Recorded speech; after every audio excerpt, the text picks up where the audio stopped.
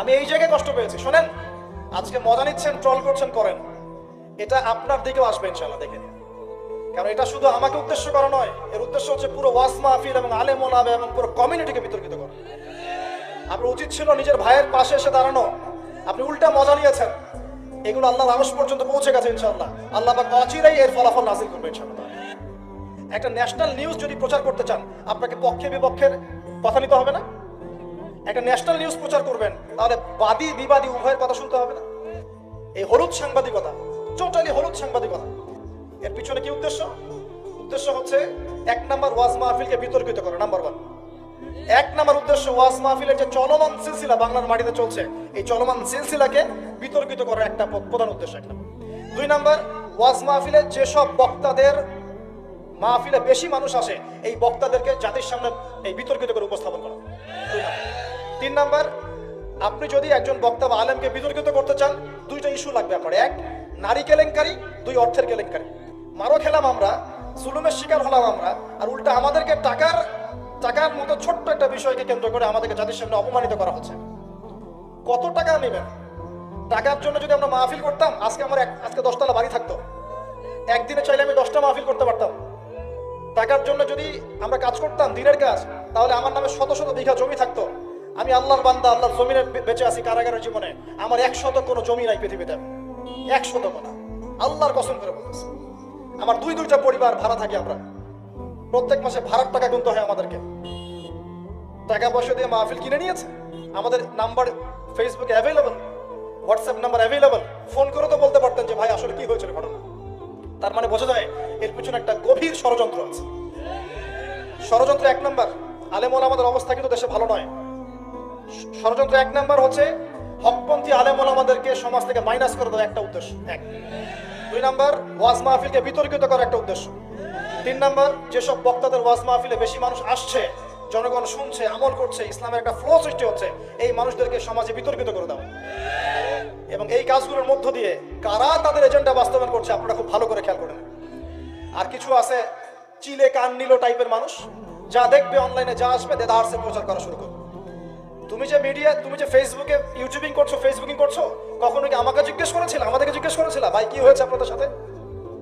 তুমি এক পক্ষের কথা শুনে গালিগালাজ করছো, চরিত্র নিয়ে কথা বলছো, টাকার কেলেঙ্কারি দিচ্ছ।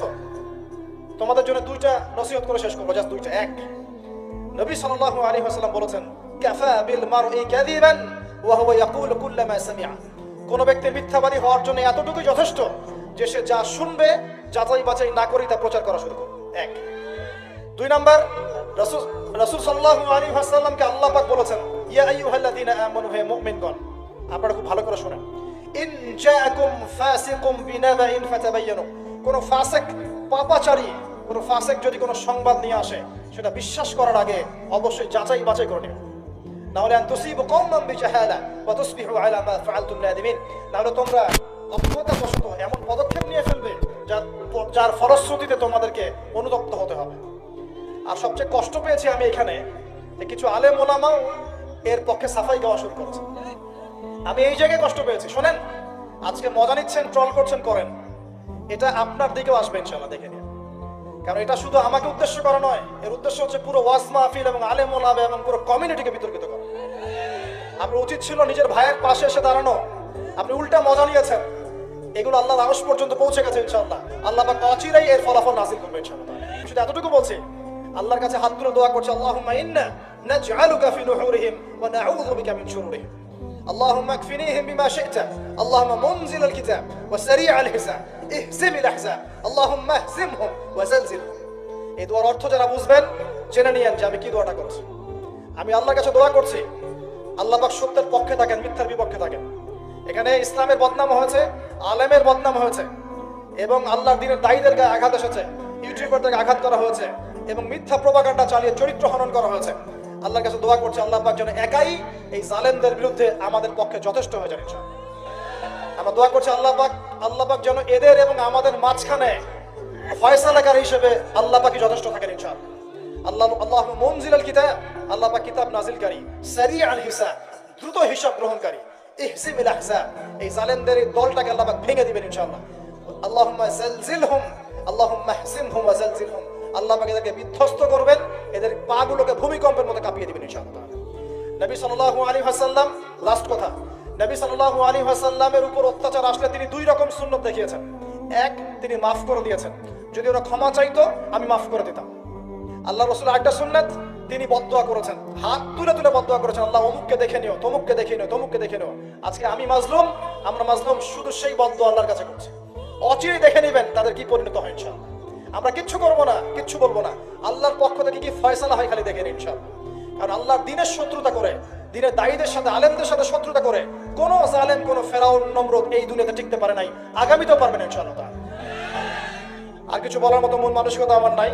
আপনাদের জন্য দোয়া করবো এবং অনুরোধ করবো যে আল্লাহর ওয়াস্তে এই বিভ্রান্তির যুগে এক পেশে মনোভাব রাখবেন না, সত্য মিথ্যা যাচাই করবেন, তারপরে আপনি বিশ্বাস করবেন ইনশাআল্লাহ। আর বিশ্বাস করবেন আল্লাহর পথে দায়ী আলেম, মুহাদ্দিস, মুফতিরা কোনোদিনও দিনের অকল্যাণে কোনো কাজ করে না ইনশাআল্লাহ।